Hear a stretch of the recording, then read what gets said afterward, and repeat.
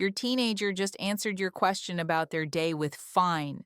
One word, no eye contact. They used to tell you everything, the friend drama, the teacher who said something funny, the weird thing that happened at lunch. Now you get fine and a closed door. You tell yourself it's normal teenage stuff. They're just growing up, being moody, going through a phase. But here's what's actually happening. Your teens stopped trusting you weeks ago, maybe months, and they never said a word about it. They didn't announce it. They didn't have a conversation with you about how the relationship changed. They just quietly, invisibly started pulling away. And by the time you notice the distance, you're already standing on opposite sides of a gap you didn't see forming.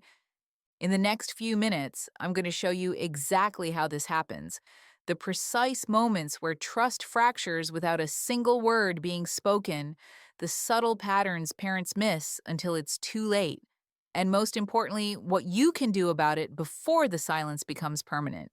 Because here's the truth: teens don't stop trusting you because of one big fight. They stopped trusting you because of 1,000 tiny moments where they tested the waters and you didn't even know you were being tested. Let me show you what I mean. Your 13-year-old comes home from school. You can tell something's off. Their shoulders are tight. They're moving differently. So you ask what happened, and they start to tell you, this kid in my class said something really messed up, and the teacher didn't do anything about it. Here's where everything hinges. Because you have about 5 seconds to respond before your teen's brain decides whether you're safe or not.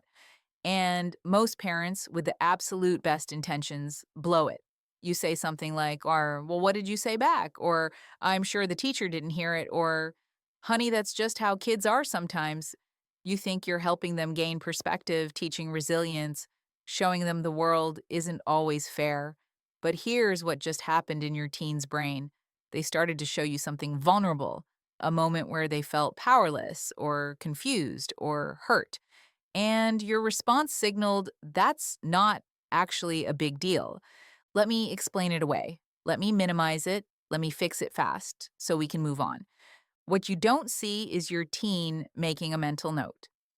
Okay, not safe to share that kind of stuff. They won't bring it up again. Not because they're being difficult, because their brain just learned that sharing that particular type of struggle with you doesn't feel good. It feels dismissive. So next time something happens, they skip you entirely. They tell a friend, they process it alone, they bottle it up, but they don't tell you, and you don't even know you just lost access. This is how trust erodes, not through betrayal, through missed signals. Let me give you another one. Your teen mentions they're stressed about a test. You immediately jump into problem solving mode. Did you study enough? Do you need help? When's the test?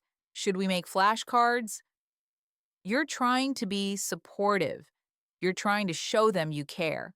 But watch what happens. Your teen stops talking. They give you short answers.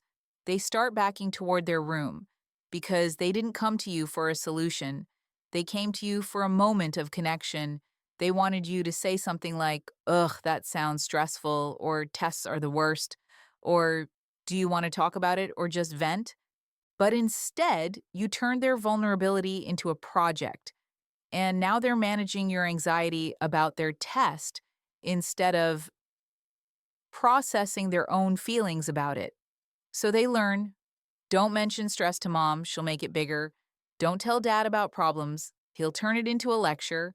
And slowly, piece by piece, they stop bringing you into their inner world, not because you did something terrible, because you kept missing the mark on what they actually needed. Now, here's the part that breaks my heart. Most parents don't realize any of this is happening until their teen is fully shut down. You look back and think, when did we stop talking? When did they stop telling me things? And the answer is, it wasn't one moment, it was a pattern where your teen reached out in small ways and your response taught them that reaching out didn't feel safe. So they stopped. Let me show you what this pattern looks like over time. Month one, your teen tells you about a friendship issue. You give advice, they seem fine. Month two, they mention they're tired. You tell them to go to bed earlier. They roll their eyes but don't push back. Month three, they stop mentioning anything. When you ask how their day was, you get fine. When you ask about their friends, you get their good. When you press for details, they get irritated. Why do you always interrogate me? This is the moment most parents panic because suddenly, seemingly out of nowhere, your teen doesn't want to talk to you. But it didn't come out of nowhere. It came from those earlier moments, the ones where they tested whether you could hold space for their feelings without fixing, explaining, or minimizing them. And your response taught them the answer was no. Here's what makes this so insidious. You think you're being a good parent. You're engaged, you're asking questions, you're trying to help. But engagement without attunement feels like interrogation, and help without permission feels like control. Your teen doesn't need you to solve every problem. They need you to witness their experience without making it about you. Your anxiety, your solutions, your need for them to be okay right now.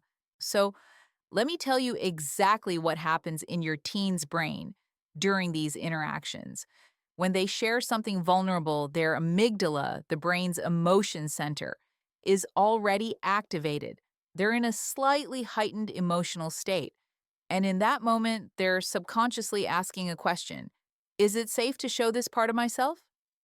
If your response is calm, open, curious, their nervous system registers safety.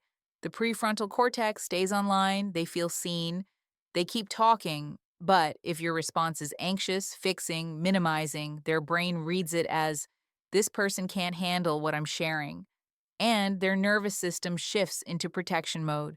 They close off, they change the subject, they physically remove themselves from the conversation. And here's the kicker, you don't see any of this happening. To you, it just looks like a normal conversation that ended, but to them, it was a test. And you failed. Not because you're a bad parent, because you didn't know you were being tested. This is how trust gets quietly withdrawn. They don't sit you down and say, hey, I don't feel safe being vulnerable with you anymore. They just stop being vulnerable, and you're left wondering what happened. Now, let me show you the 3 moments where teens most commonly withdraw trust without saying anything. First, when you respond to their emotions with logic. Your teen says they hate their life. You respond with, no, you don't. You have so many good things. They just lost trust because you told them their feelings are wrong. Second, when you make their struggles about your feelings. Your teen says they're anxious about something. You respond with, well, now I'm worried. Why didn't you tell me sooner? They just learned that sharing their problems causes you distress, so they'll hide them. Third, when you violate their privacy and then defend it. You go through their phone or their room, they confront you, you say it's because you love them. They just learned that love means surveillance, and that privacy isn't a right they have, it's a privilege you grant. Each of these moments feels small in the moment, but each one sends a message. And over time, those messages accumulate into a belief. I can't trust my parent with the real me. So they show you the edited version, the version that doesn't cause problems, the version that keeps you calm, the version that gets you off their back. And you think you're still connected because you live in the same house and eat dinner together, but you're not. You're coexisting. And that distance, it grows. So what do you do? How do you rebuild trust with a teen who's already started pulling away? Let me give you a framework. 3 shifts that change everything. First, stop responding. Start receiving. When your teen shares something, your job isn't to respond immediately. It's to receive what they're saying. Pause. Breathe. Let their words land before you react. Try this. That sounds really hard. Tell me more. Or, wow, I didn't know that was happening. What was that like for you?